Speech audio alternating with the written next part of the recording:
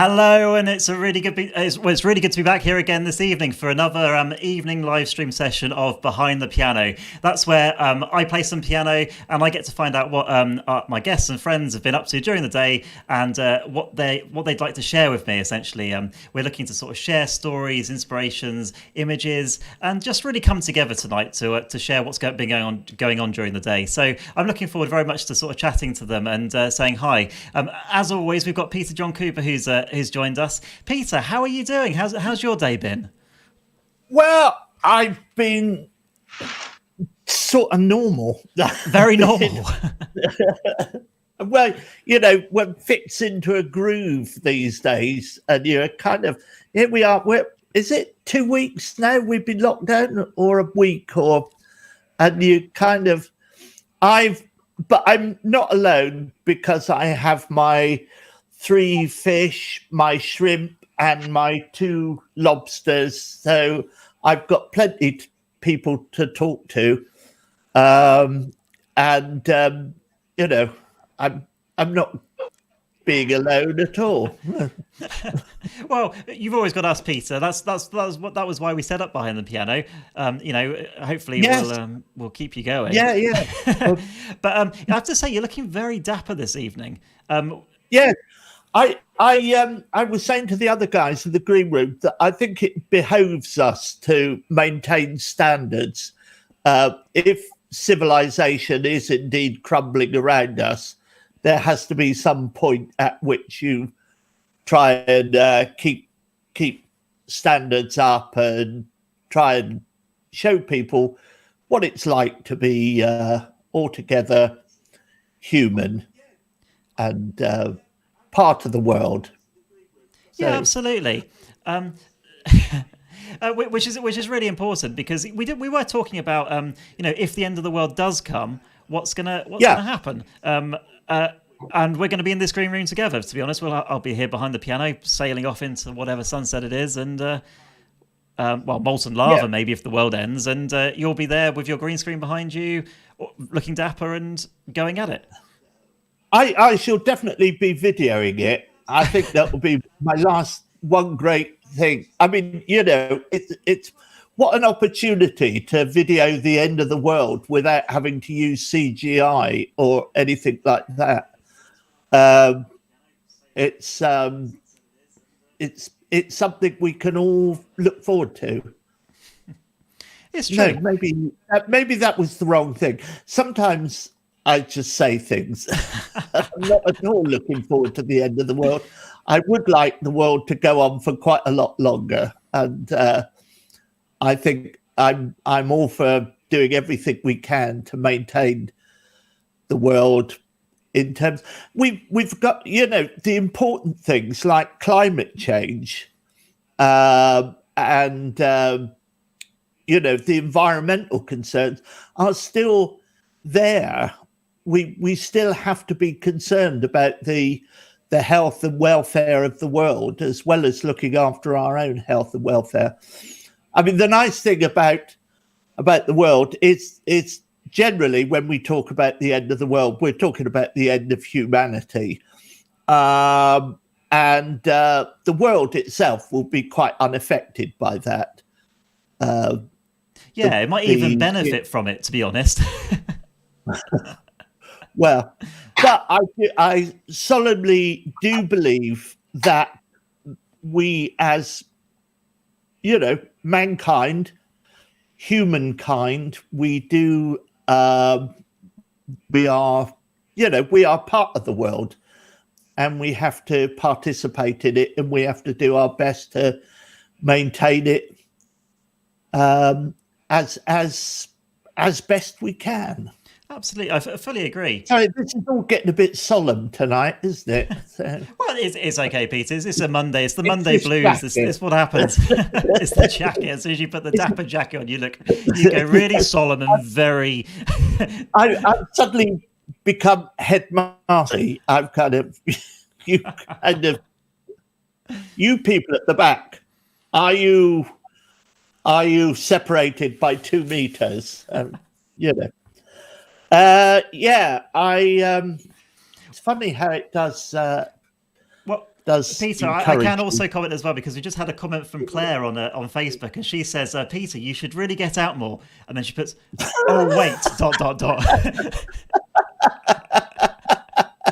Yeah. Oh dear. I'm a disappointment for everybody.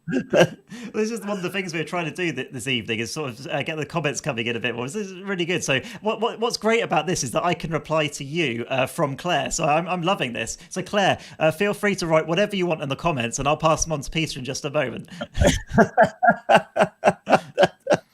Now, talking of the... Luckily, I don't know anybody called Claire, so, that's... Oh, well, that's fine then. But I tell you what, talking of humanity and human contributions to the world, one of the things that I wanted to impress on this particular program, and I'm going to be driving through for the next few weeks, was our sort of our artistic contributions that as humanity we make. And I thought I'd introduce at this point in the evening a couple of pictures that I really enjoy. These have really inspired me, and I'm going to be sharing pictures as I go through. And this has been quite good, because I've also shared them in the WhatsApp group that our Green Room has become, and I've had a couple of responses back, which I'm also going to share out with you guys on the stream tonight. Now, the first picture this evening is...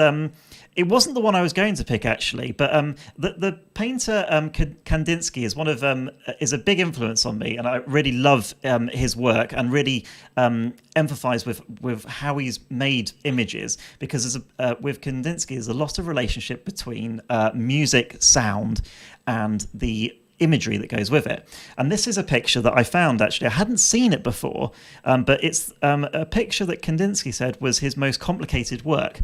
And I love this. I've been looking at it this afternoon, and I really there's no part of this image where you look at it and you go, I'm bored of that section. I mean, even the bottom right hand corner, which the dark oranges, for me is amazing, just as much as it is. I mean, you can read whatever you want into this. I'm not going to put in what I think particularly, but you look across at the squiggly lines. Maybe that's some sort of keyboard. It looks like there's a person there. Every part of this painting that you look at, there is something different going on, and I love that about it. And I'm as Peter and the Green Room are getting to know, I love this kind of abstract art, because I feel like I can read a lot into that. So that's the first picture I thought I'd share with you. And if you've got any comments back on this particular painting, I'd love to hear what you think about that on the comments section. So do get in touch. But I thought I'd also skip across, and for those people that aren't so much into their abstract art, I thought I'd share. I felt pressured to share a bit more of realism. And this isn't a painting. This is a photograph of a local area in Poole. Well, it's not in Poole, actually. It's in Dorset. And it's a local area it's Kimmeridge Bay down in Dorset. It's one of the most beautiful bays, I think, certainly in the UK. But it's really very, very special, and a photographer's dream. So I really like this image because for me, there's a moment of calm in what actually was quite a lot. There was a lot going on there when the picture was taken. So I really like that, and I think that's an image that. I really love this image, actually, because there's a lot in that, and I love the way that the sun reflects off the rocks as well. For me, there's something about landscape photography that I really love, because it's a moment in time when actually lots of stuff is happening. So those are the two images I thought I would bring to the party this evening. I don't know if you've got any thoughts on those. I know I did ping them out, but did anybody in the Green Room have any particular thoughts on either of those two images I sent over to you, and you'd want to chip in with that?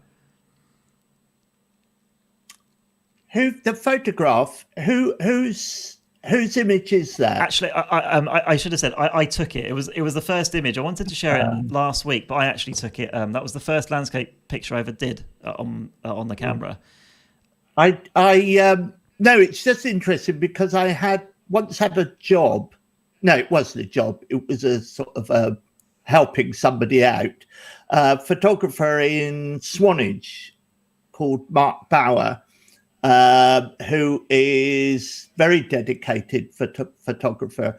And we did some work at Kimmeridge, taking similar images to him, and at Corfe Castle.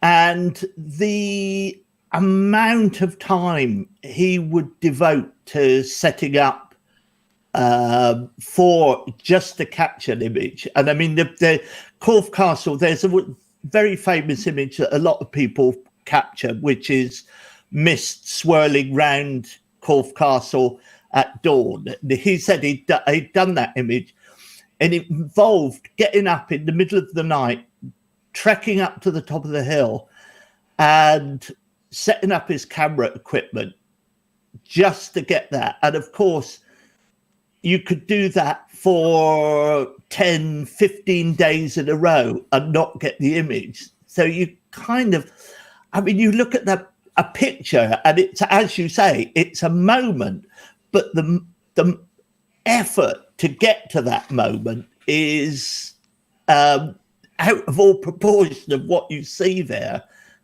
It really is. How long does that take you to get? That particular one wasn't actually too bad because I got really, really lucky. But it did take 2 hours of prep and scouting out the location, setting it up, and then coming back again. Later in the evening, just for that moment. So yeah, absolutely, it must have taken a good 5-6 hours. I know Stephanie was with me at the time and was pretty bored out of her brain by the end of it. But that's the thing about landscape photography. It is true, and it does take an awful lot longer than you think to set the shot up. And I mean, I was lucky with that one because it just came out right. To be honest, I reckon I could go back a few more times and not get one that I was as happy with. So yeah, to shoot that straight out was pretty lucky. That's one of the reasons why I love it so much, to be honest. But Kimmeridge is very photogenic like that. You can kind of point your camera in almost any direction and get something. So. Yes, yeah, you're right. I thought I'd jump across and share a couple of other images because while we're on the subject of art, I pinged these two images across to Sam. And let's see, I'm going to bring up Sam's response from this. And I love it because you get a sense of people when you start seeing what art they like. And this particular picture, I love this. This is brilliant. That's Sam. I'm going to cut across to you. Can you tell us a bit more about the artist involved in this picture? So this is, I believe, from an artist called Maurizio Catalan. I might have got that wrong. No, that's right. That's right. Maurizio Catalan.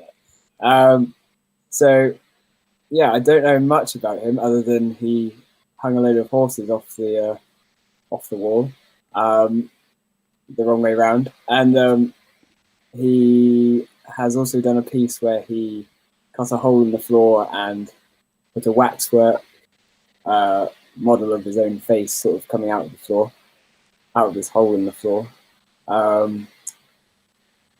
He's I don't know, he seems to be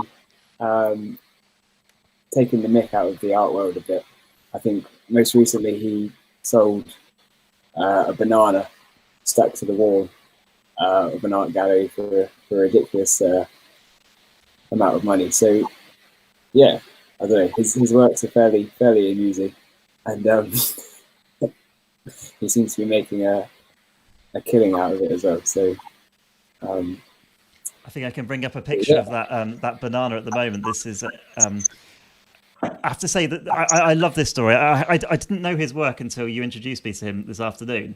And what I love about this picture, I don't know if I can zoom in a little bit more on that, but you can see it is literally just a ripened banana gaffer taped to the wall.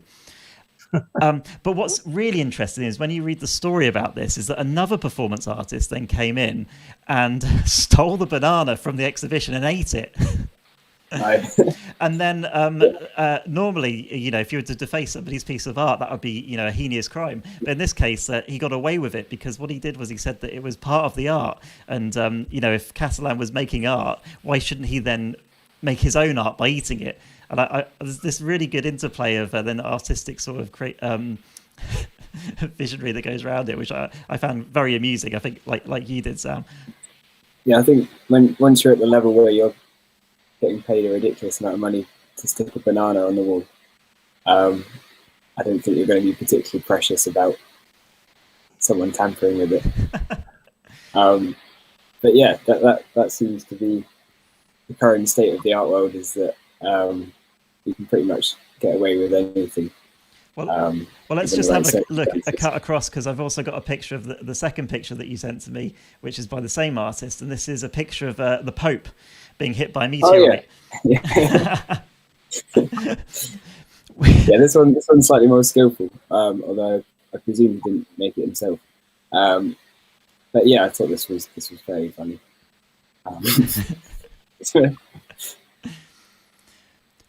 What I I like don't know what about it kind of is rock it there's is. always an idea though behind it.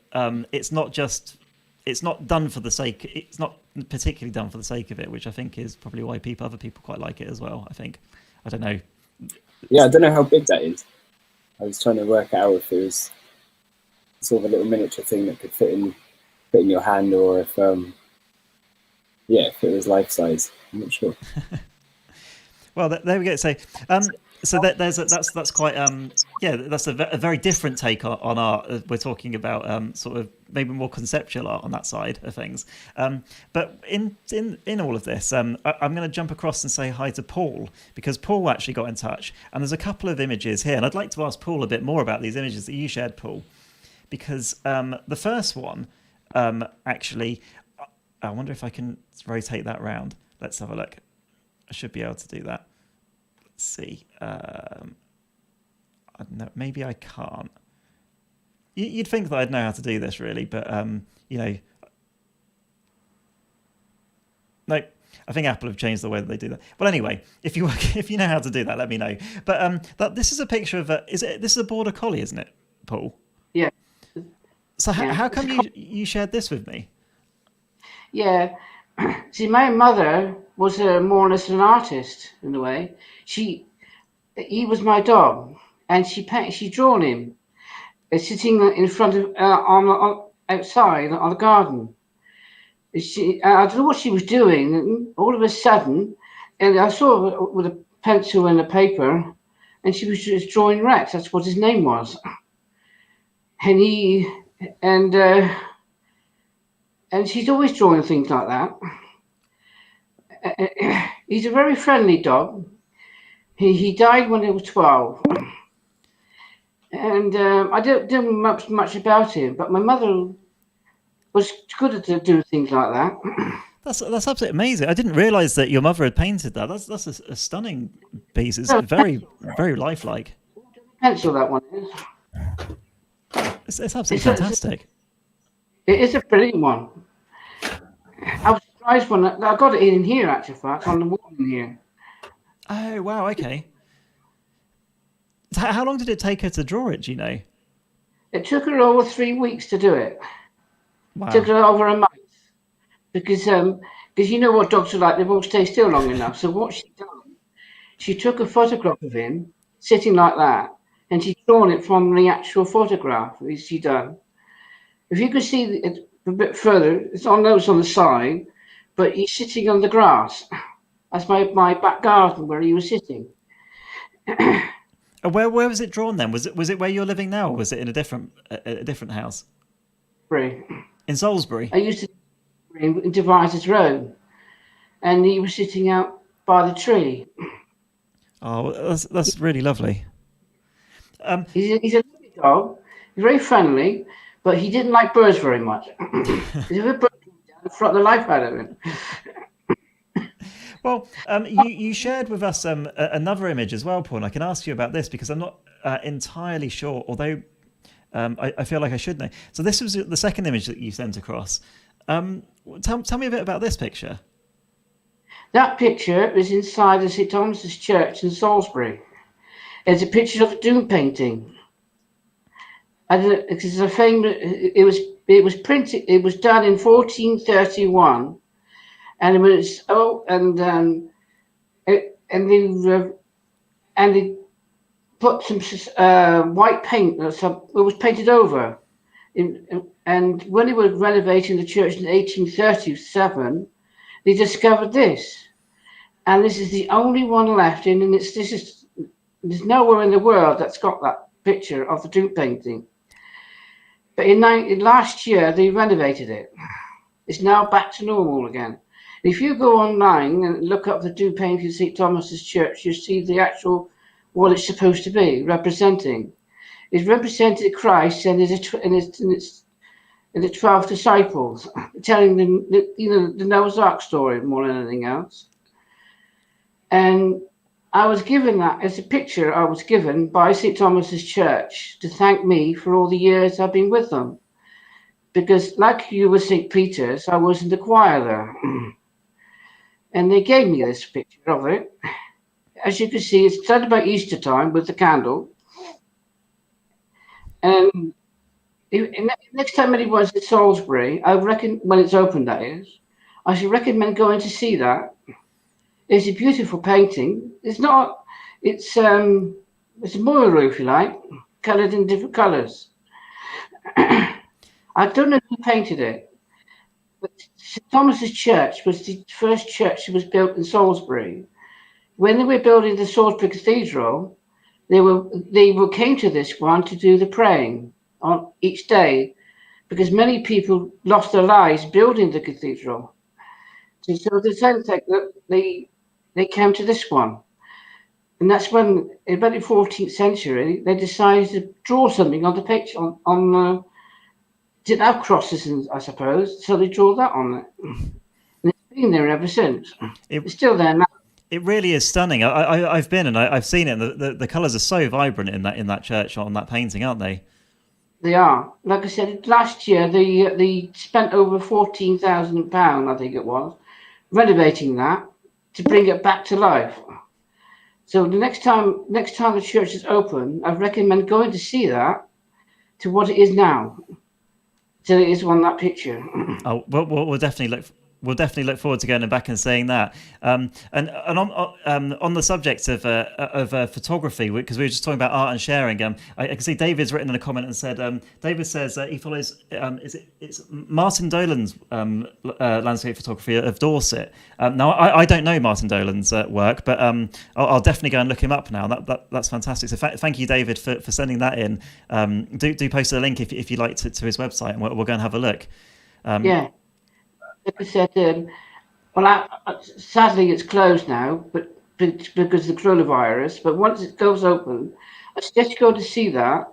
That's what I'm going to do. I've not seen it being redone up. That was back in 2000 when I got that. That's nearly 19 years ago, 20 years ago rather. And like I said, they've just redone it. It'd be great to see it. Yeah, it really would, wouldn't it? Because I haven't been there since it's been redone either. But it was. And it was fantastic when I first went in and saw that. So I look forward to going and seeing that again. But there is another painting in Italy. Where the Bishop of Rome is. Oh, in St. Peter's. Like that. Yeah. Vatican, isn't it? Similar to that. So there's one or two of them. That's all there is left of it. That's the oldest one in Salisbury. Oh, fantastic! Well, I'll have to go and see if we can find an image of that on the internet, Paul. And maybe tomorrow night we can share that. That'd be good, and I can quiz you on that. Find it on there, and I'll post it over to you. That sounds good. Yeah, do that. Send it over. That'd be fantastic. Because it's just come up. Brilliant. Well, speaking of St. Thomas's, I know Stephanie. Now, Stephanie has been playing harp for us over the last couple of weeks on the live stream. And Stephanie, you've played in St. Thomas's Church, haven't you? Yeah, I actually helped them raise some money for their restoration. Brilliant. And that was, I remember you played there and you were raising money for the restoration project, which Paul's just talked about. And yeah. I think you also raised some money for a different charity as well. Do you remember which charity it was you raised money for? So one of the conditions of fairness, so they don't pay the lunchtime recital artists, but as an artist you get to pick where 50% of the money goes, and so I picked the Hampshire Wildlife Trust because I think nature is really important. I think I raised a lot of money actually. I think it was about £250 in all. Half an hour. Brilliant. That's amazing. Because I like the fact that you walked into St. Thomas's. You said, "I'm a harpist," and the priest said, "Fantastic, come and play." Yeah, they were having. I literally walked into the church to they had a book sale on, and also I just like looking at that painting in there. It's painting, isn't it? Priest was he was the first guy I met, and he was really, really, really welcoming. And I was like, well, this is great. This makes a change, and I'll ask him if I can do a concert here. Fantastic. Because you also played in the museum around the corner from St Thomas's, didn't you? I actually played in the Salisbury Museum a week after the Novichok incident. And it was a really, really surreal experience because literally the city was empty. So I drove in and I just drove into the Salisbury Cathedral Close, parked in the museum, and literally my mum came too, she was my roadie, so she helped me. And we literally didn't go beyond the cathedral walls, and there was no one around. It was weird. And there were a lot of people who bought more tickets. There were more people. There weren't that many people at the concert because people had bought the tickets, but they were too scared to come, which was a bit unfortunate. Yeah, I know that's it. That back then seemed like such an outrageous thing to happen in a town that was never going to happen in Salisbury, and now feel like we're faced with the same situation now. But we won't talk about that because that's not what this program is about tonight, anyway, at least. But this evening you're going to play some more harp for us, which I'm really excited by. Tell me a bit about what you're going to play this evening for us. Well, I'm going to play a French medieval piece by a composer called Guillaume de Mouchet. Can't say it. Guillaume de Mouchet. That's wrong. Never mind. It'll come to me in a minute. It's called Douce d'Angely, and I'm going to, and it's it's just a French medieval piece. And actually, I normally play it if I'm doing a concert or a recital. I tend to bring in my little lap harp, and sometimes I'll be wearing medieval dress just for the hell of it, and I will walk in playing this on the lap harp. Oh, fantastic. Well, what I'll do is I'll let you get ready for that, and maybe next week you can come in and play a medieval dress for us. That'd be quite cool. It depends on the Easter eggs I've eaten, though. Well, I'm going to cut across and say hi to Peter again while you get ready to play for us. And Peter, have you seen that painting in St Thomas's that we're talking about? I haven't. No, I haven't. I will, next time in Salisbury, I will go and look at it because there's a lot to look at in Salisbury. That's the problem. You know, you can go there many times and end up. My family comes from Salisbury originally, or part of my family. My grandfather's family comes from Salisbury, or the little villages surround. And I had a great uncle who had a sweet factory in Salisbury. And when we used to go to visit him, he always gave us a little tin of sweets that were about the size of a golden syrup tin, and we got one of these, and they had a little picture of Stonehenge on the outside. So I have fond memories of Salisbury. I always think it. I've got another story as well. I'll tell you. Salisbury, right. I'm small. I'm about 3 years old. They decide to go up to Old Sarum Castle. Have you done Old Sarum? I have, actually. Yeah, I really love it up there. I haven't been too many times, but certainly when we were doing the project in Salisbury, that was the place that we started out at, looking over the city, because it's such an amazing view. Yeah.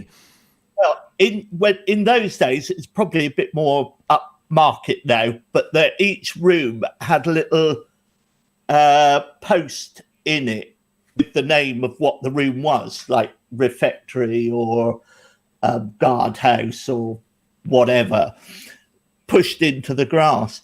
And at the end of our visit to Old Sarum, I turned up at the gate clutching all of these signs that I'd pulled out of the ground, and I carried them with me. And my uncles, and they had no idea what belonged where, because they hadn't. So they just went back and stuck them in the ground in random places. So I've always wondered if perhaps I rewrote history on that day. Because everybody who went, oh, this was the guardhouse. That's strange. I wonder why they put it there. So you're telling me that what I thought was the refectory there, it actually isn't at all, and it's all your fault. Completely wrong. I mean, unless somebody noticed, in the intervening 40 years, perhaps somebody did notice, but I wouldn't put it past them. I would always doubt those little signs now if I go anywhere.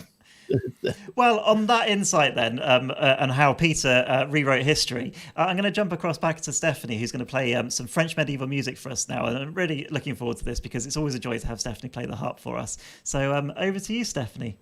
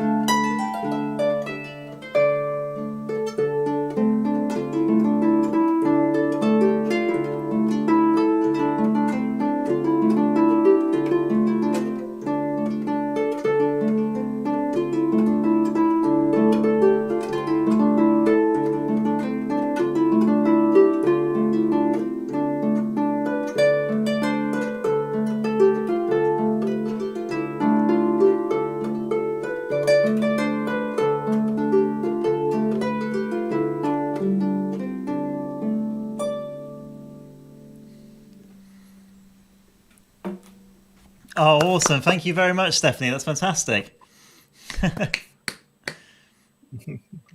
As always, it's really fun to have Stephanie, and it's always that makes such a beautiful sound, the harp. For Stephanie, thank you so much for playing this evening. That's okay. Thank you. So it was I actually was practicing the piano more than the harp today, so that was a little bit dodgy. I should have my priorities right there. But it's weird because we've just started the Easter holidays now. So normally you'd be on holiday at this point because you'd have finished your lessons and teaching for the term. Yeah.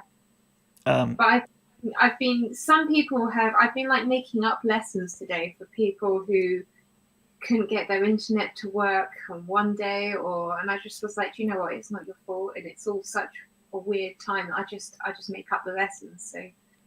Oh, that's good of you. It just doesn't seem fair otherwise. But on that note, Stephanie, thank you so much for playing for us this evening. I know that Peter this evening has been working super hard over the last week. He's been putting a lot of technical effort into this, and it's really pushed the boundaries, I think, of what crustaceans in general can do.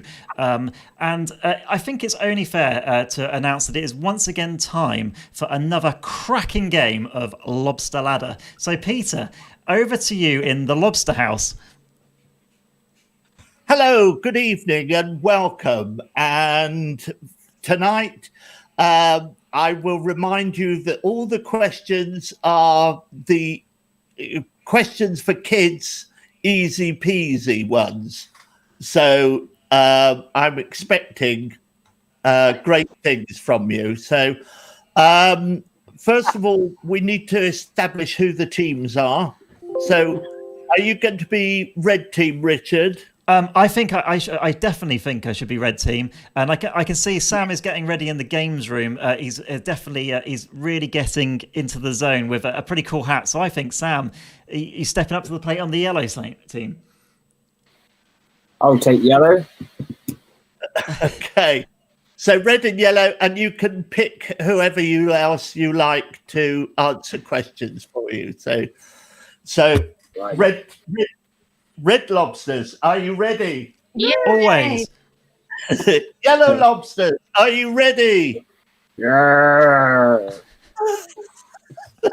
Right. Okay, stand by. First question. What is the highest mountain in Great Britain? Highest mountain. Ben Nevis. Oh, he's got it.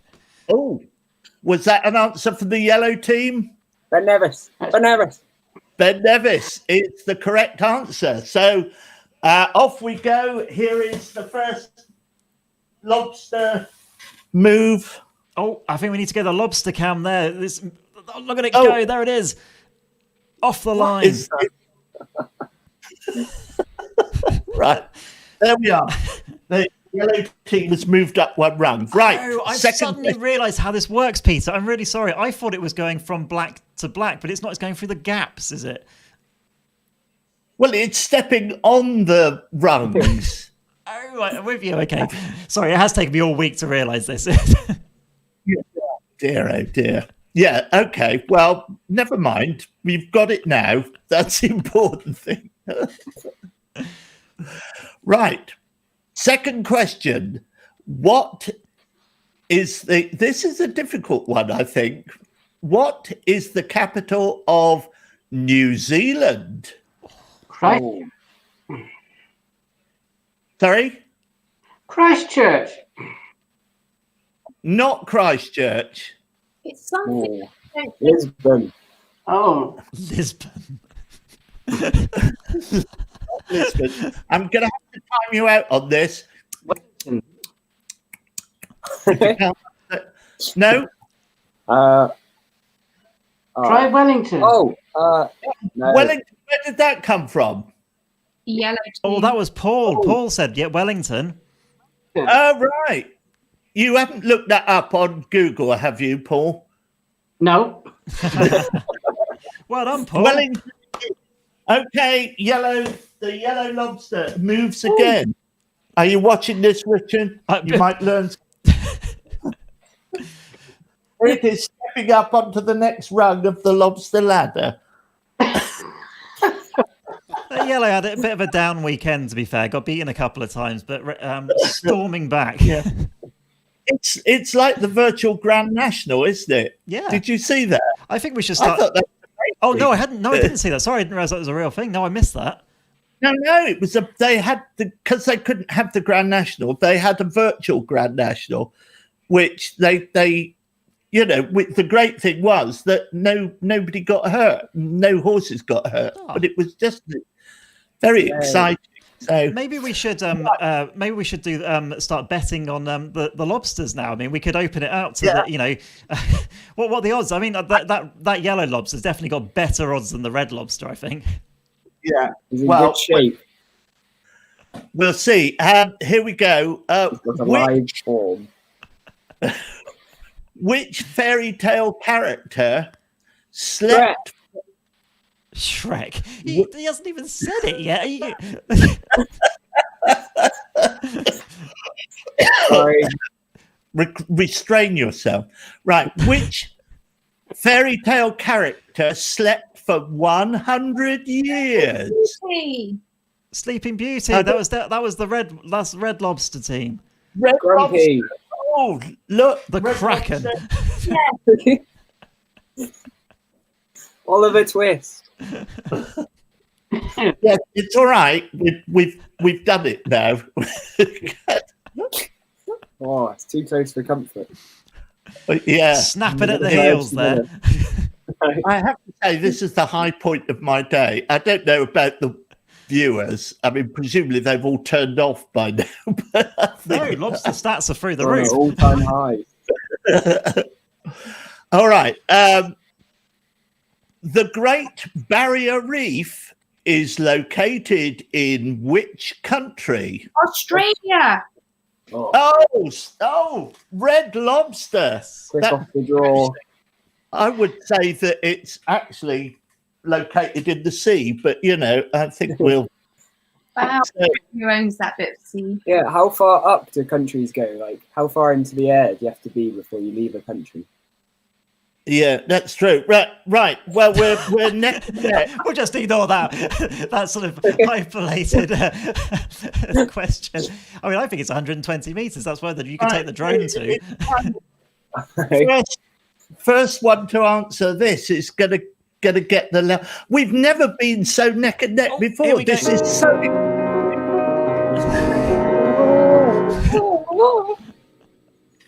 Okay, this is a tricky one. In the nursery rhyme, who kissed the girls and made them cry? Georgie Porgy, Oh no, yeah. Who said Georgie that? Porgy. I said I think that was a yellow lobster.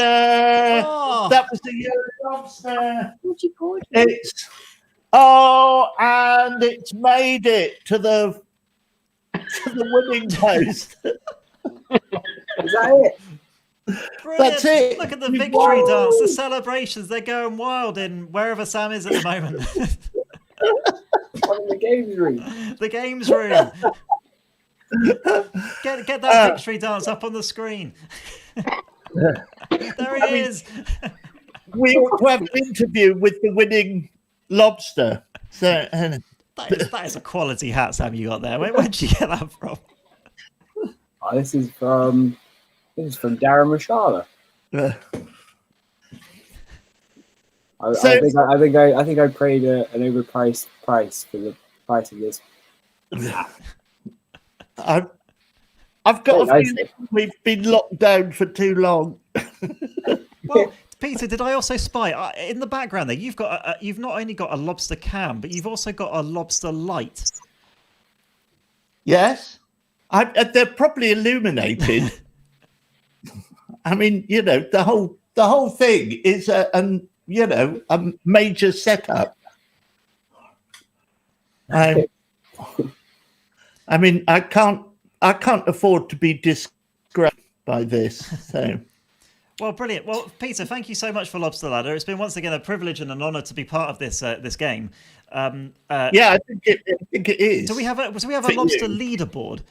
Because I believe I've been on the winning team twice, but I think Yellows have won 3 times off the top of my head. Yeah. Reds have only won once. Oh, once. Red stormed it last night.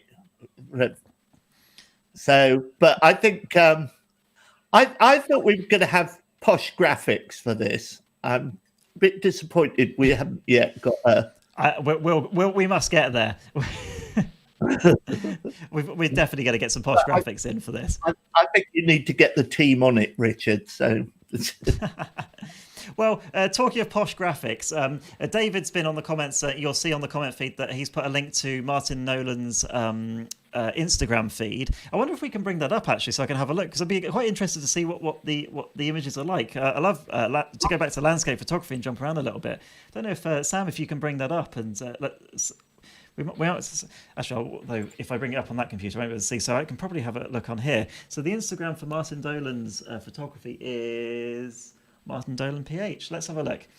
So if I go across to Instagram and I go to Martin Dolan PH, and then we'll flick across on the screen there. I should be able to bring this up on the feed actually, and we should be able to see. Oh, it's private, so I can't see the images. That's a shame. Maybe we'll have to follow Martin Dolan, and then maybe we'll be able to see the images. But that'd be fantastic. So maybe we can get those up. But thank you, David, for sending that suggestion in, and we'll be able to. Hopefully, we'll be able to see those. Maybe David's got access to the account. Maybe we can have a quick look at the photos, because it'd be great to see what's going on.